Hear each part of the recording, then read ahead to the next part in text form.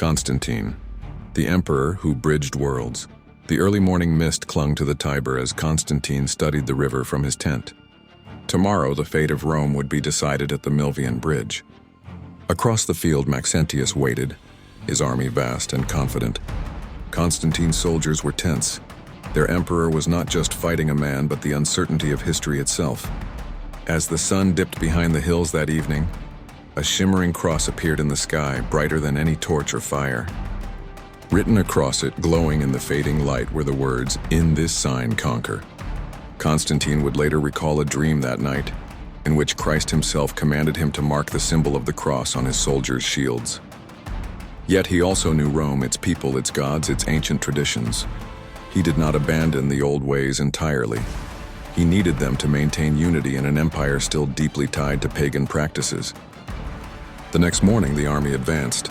On the shields gleamed the Chiro, the symbol of Christ.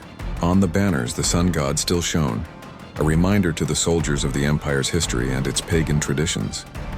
Some soldiers whispered nervously about the mix of old and new, but many felt a newfound courage, a belief that the gods, both old and new, were watching over them.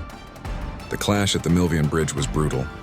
Spears shattered, swords clanged, and the river ran red. In the end, Maxentius fell and Constantine emerged victorious. When he entered Rome, he did not demand the destruction of temples or the abandonment of centuries-old rites. Instead, he began a delicate amalgamation of faiths. Sunday became a sacred day, honoring both the sun god and the Christian Lord. Christian symbols adorned coins, shields, and public monuments alongside familiar Roman imagery.